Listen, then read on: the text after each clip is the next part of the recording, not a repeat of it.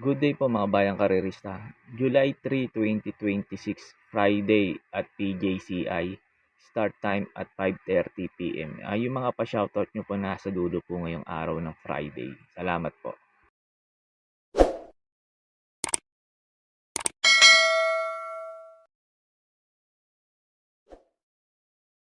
Start na po tayo. Race number 1. Start po ng first pick 6. Races 1 to 6. Distance 1,200 meters. Sa araw po ng Friday, bali 8 races tayo. Kaya start po ng race number 1.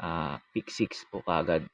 Race number 1, pampremera ko dito. Tingin ko ito baka masigunda Yamado to. Numero 5, Rocksteady. Cambio Jinete, JT Sarate. Tingin ko mas maganda itatakbo ngayon nito ni Rocksteady, saka dito magaling to sa PJC. Yung last run nito sa PJC, pagkakaalam ko sumigunda to kay Oliver Bell. Ang ganda ng tinakbo. Ngayon, ganda pa position niya, nasa dulo. Tingin ko baka maunahan niya si Captive Moment sa unan kasi may bilis din tong kabayo na to. Tingin ko malaki chance makatapos ng karera. Pag nauna pa naman to tapos Sarate sakay, tingin ko doblado manakbo ngayon to. Itong numero 5 na to, Rocksteady. Tapos second choice ko, yung tingin ko mayayamado rito, numero 2, Captive Moment. Captive Moment, last run nito. Hindi lang maganda sinalida nito, halos mahulog si RC Simasio no sa largaan. Kaya pagkakaalam ko pumang-apat to. Pag maganda sinalida nito at nakasabay agad kay Rocksteady, tingin ko ito na rin makakalaban ni Rocksteady. Pagkatapos nga pala ng info ko dito, in-upload ko po yung last run ni Rocksteady at ni Captive Moment para magkaroon po kayo ng idea kung paano nyo po sila tatayan. Kaya po sa race number 1, pampremera ko po, numero 5, Rocksteady. Tapos second choice ko, numero 2, Captive Moment.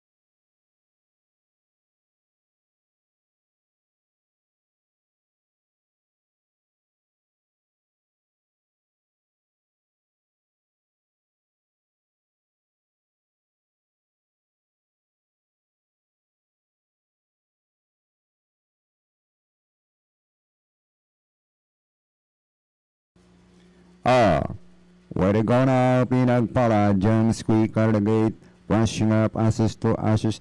Already outside of Sterling Founds, then Johnny now is World of Magazine, done for the inside, is cold summer night in the middle, is Bossing Ray, and as they settle, ashes to ashes, now takes the lead, aligned back to Rocksteady in the middle, Pinagpala, already outside of Sterling Pounds, done for the inside, now is Bossing Way. Inside the last 600 is still Ashes, 2 Ashes, Lee's Balang, followed by Sterling Pounds, then moving up by the wheel now, Bossing Way. Already outside, fourth now, Rocksteady, then followed by Pinagpala, World of Maxine, and Cold Summer Night, the Polka Island. But it's still Ashes, 2 Ashes, Lee's by Sam, 2.5 lengths as they turn for home. Ashes, 2 Ashes, leads by Sam 4 lengths now, followed by Sterling Pounds, done for the inside, Bossing Way. Down to the finish now, it is still Ashes. 2 Ashes, leads by some 5 lengths, followed by Sterling Pounds. And at the wire, it's Ashes, 2 Ashes. Second, Sterling Pounds. Bossing Ray, Rock Steady, Apocan Island, Pinagpala, and Cold Summer Night, World of Maxine comes in last. Sa race number 2 na po tayo, start po ng winner take all, races 2 to 8, distance 1,200 meters. Pampremera ko dito, numero 6, Megan Maxine. Tingin ko mag-aabang lang to dito kasi na marami mabibilis dito. Cambio Hinete pa, M.A. Alvarez, kaya tingin ko malaki chance na neto manalo. Numero 6, Megan Maxine. Tapos second choice ko yung numero 7, Official Seal. Ito, lasaran nito, ang ganda ng tinakbo kay Freedom Lover. Paumento tong kabayo na to, kaya tingin ko may panalo rin to dito, numero 7 na to, Official Seal. Tapos third choice ko yung mayayamado rito, numero 2, Amor Mi Amor. Tingin ko baka mauna to at mapabayaan sa unahan. Tingin ko malaki chance makatapos ng karera, numero 2, Amor Mi Amor. Kaya po sa race number 2, pampremera ko po numero 6, Megan Maxine. Second choice ko numero 7, Official Seal. Tapos third choice ko numero 2, Amor Mi Amor. Sa race number 3 na po tayo, start po ng second pick 6, races 3 to 8, distance 1,200 meters. Pampremera ko dito numero 2, Make Waves. Ito, lasaran nito, hindi lang maganda sinalida nito. Yung nanalo yung couple entry niya, si Dig Deep. Cambio Hinete, PM Caballero, tingin ko maganda ilulundag ngayon nito. Tingin ko baka mauna to. May bilis din naman tong kabayo na to. Tingin ko malaki chance neto manalo ngayon na dito, numero 2 na to, Make Waves. Tapos second choice ko yung couple entry numero 3, I Told Mama, saka 3A Sense of Joy. I Told Mama, ito, lasaran nito. Ang ganda rin ng tinakbo nito. Kala Dig Deep, sumigunda to. Hanggang ng peso 50. Pag nauna to, tingin ko malaki rin chance nito makatapos ng karera kasi may tulin tong kabayo na to, I Told Mama. Tapos yung 3A niya naman, Sense of Joy, tingin ko mag-aabang lang to. Pero may bilis to dito. Tingin ko malaki rin chance nito manalo to pares tong couple nito, I Told Mama, saka 3A Sense of Joy. Pag may punan pa kayo, pwede nyo sama yung numero 1, Valentine Party. Pagkatapos nga pala ng info ko dito, in-upload ko po yung Novato sa ni Valentine Party, lasaran ni Make Waves, ni I Told Mama, para magkaroon po kayo ng idea kung paano nyo po sila tatayan. Kaya po sa race number 3, pang primera ko po numero 2, Make Waves. Tapos po, second choice ko yung couple entering, I Told Mama, 3A Sense of Joy. Often Racing, Valentine Party, saving some ground and going straight for the lead down, then followed over by Dagitab. Running in third position is Danao del Sur. Heading towards the half-mile pole, it's Valentine Party, still dictates the pace by about a length and a half, and still in second is Dagitab. And another gap by Danao del Sur is still in behind them. Around the fourth turn, it's Valentine Party, still the leader by 2 lengths from Dagitab, still in second. And another 2 lengths back in third position is Danao del Sur. Heading towards the last 400, it's Valentine Party is still out in front by 3 lengths. And trying to get closer now in second is Dagitab, and still in behind them is Danao del Sur. And at the top of the stretch, it's Valentine Party is still out in front by 2 lengths, and trying to chase back on the outside now is Dagitab. It's Valentine Party and Dagitab come down to the line together. It's now Dagitab, and at the line Dagitab wins it by half a length, beats number 1 horse Valentine Party. Danao del Sur last to cross the finish line.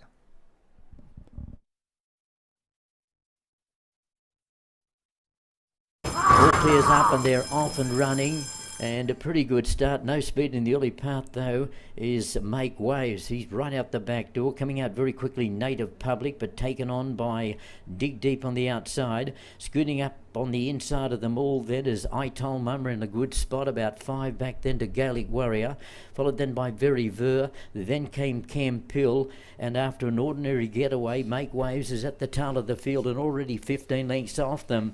Now I Told Mama with the apprentice JV Politro has the featherweight on her back, 600 metres out. She's a narrow leader. Getting closer on the outside is Dig Deep, about 5 back then to Native Public. A long gap, Very Ver, making some ground now is Dig Deep as they run towards the home turn, and back behind them Garlic Warrior around the bend for home, and scooting to the front it is Dig Deep, the 3A in that orange cab, giving chase I Told Mama, 5 back then Native Public, but he's running strongly at the 150. Dig Deep 2 and 3 in advance of I Told Mama, and a long break back then behind Native Public. Nothing running on from the back, but this is going to bolt in. Dig Deep racing away, and the 3A Dig Deep down to the wire wins by 5. I Told Mama second, Native Public third. Sa race number 4 na po tayo, start po ng pick 5, races 4 to 8, distance 1,200 meters. Pampremera ko dito yung maganda tinakbo lasaran, numero 3 Supreme. Ito si Supreme, lasaran nito, sumigunda to kay Confidence Surge. Tingin ko pa umento tong kabayo na to, kaya tingin ko may malaki chance na ito manalo ngayon dito, numero 3 na to, Supreme. Tapos second choice ko na rin yung numero 4, Kangka Looking. Ito si Kangka Looking, maganda lang talaga isalida nito, tingin ko. Malaki rin chance na ito manalo dito kasi nawala na si Siling Labuyong. Maganda lang yung salida, tingin ko may panalo rin to dito, numero 4 na to, Kangka Looking. Kaya po sa race number 4, pampremera ko po numero 3 Supreme, second choice ko po numero 4 Kangka Looking. Sa race number 5 na po tayo, start po ng pick 4, races 5 to 8, distance 1,200 meters. Pampremera ko dito numero 5, ito medyo bumaba ng laban, Magnum Force. Tingin ko makikinabang dito to at mag-aabang lang tong numero 5 na to, Magnum Force, kasi nga may mabilis dito sila Bright Mind saka Space Jam, baka maghabulan yung dalawa, papabor ngayon sa kanya. Tapos second choice ko na rin yung tingin kong babandera ngayon dito sa race number 5 na to, kasi nga ang ganda ng position niya, nasa dulo, tingin ko wala nang paunahin to, numero 6 Bright Mind. Pag ito hindi nabol nila Space Jam at ni Gugma to, tingin ko malaki chance kung makatapos ng karera to, numero 6 na to, Bright Mind. Lasaran nito, ang ganda ng tinakbo nito kala Glenda's Magic. Kaya po sa race number 5, pampremera ko po numero 5, Magnum Force. Tapos second choice ko numero 6, Bright Mind. Sa race number 6 na po tayo, sa last DD plus 1, distance 1,200 meters. Dito po sa race number 6, pag may mga kursunada kayo, lalo na't mga dehado, dagdag nyo lang po kasi itong numero 2 na to, Nobel Promise, para po sa akin dito sa race number 6. Sosoloin ko na po to. Bumaba ng laban ngayon itong numero 2 na to, tingin ko, at lalo pang walang magano mabilis ngayon. Tingin ko siya na mauuna ngayon dito, kasi pag nauna to si Nobel Promise, doblado manakbo to. Tingin ko wala namang gano'ng magpapahirap sa kanya sa unahan. Kaya tingin ko lamang po ngayon to dito, numero 2 na to, Nobel Promise. Kaya po sa race number 6, itong numero 2, Nobel Promise, para po sa akin, sosoloin ko na po. Sa race number 7 na po tayo, sa last double, distance 1,200 meters. Ito sa mga nagtitipid at kulang sa puhunan, tingin ko pwedeng soloin to, numero 6 na to, Mendel Bell. Tingin ko siya mauna dito eh. Maganda lang isalida, problema nga lang dito minsan dito yung salida. Pero pag maganda sinalida nito, tingin ko wala nang paunahin to, kasi wala namang gaano mabilis at bumaba rin sa laban, numero 6 na to, Mendel Bell. Kaya sa mga nagtitipid, tingin ko pwedeng soloin to, baka makasolo ere to dito. Tapos pang protection ko lang yung numero 3, Mythic Laila. Sakali naman piliting habulin si Mendel Bell sa unahan at hindi maganda isalida, tingin ko ito pwedeng pang protection, numero 3, Mythic Laila. Cambio Inete, RCC Masyo, gumangin yung peso, maganda lang din isalida, tingin ko pwedeng makarimate rito, numero 3, Mythic Laila. Kaya po sa race number 7, pang primera ko po numero 6, Mendel Bell. Tapos second choice ko numero 3, Mythic Laila. Sa last race na po tayo, sa race number 8. Bago nga pala ako magbigay ng info ko dito, makikiusap ulit po sana ako sa inyo na sana po mag-subscribe po kayo sa YouTube channel ko at pakitap na rin po yung notification bell para updated kayo tuwing mag-upload ako ng mga infos at videos ko po dito. Arnel Racing Tips, maraming salamat po. Sa last race na po tayo, sa race number 8, sa last forecast, distance 1,200 meters. Dito sa paratingan na 'to medyo magulo 'to kaya 'pag may mga puhunan kayo puwede kayong magkaladkad dito at magdagdag lalo na't mga dehado. Pampremera ko dito numero 8, ECJ. Ito gusto ko posisyon niya nasa lulo. Tingin ko maganda isasalida at makakasabay kaagad 'to sa mabibilis. Itong numero 8 na 'to, ECJ. Last run nito ang ganda ng tinakbo nito kala Grand Jefe. Tercero 'to kaya tingin ko malaki tyansa na nito manalo at bumaba din ng laban.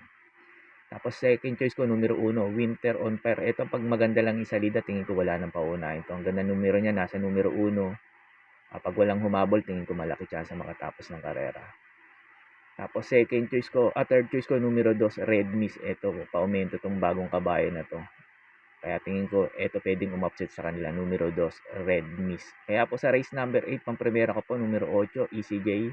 Second choice ko numero 1, Winter on Fire. Tapos third choice ko numero 2, Red Mist.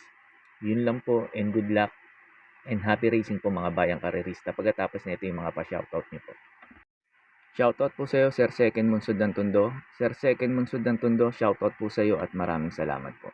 May pa-shoutout po si Sir Eduardo, pagbati ni Stratum, kina Harold, Rio Danes, Tabots Garcia, Edwin, Beles, Atoy. Shoutout po sa inyo mga sir. At sa din Sir Eduardo, shoutout din po sa iyo at maraming salamat po.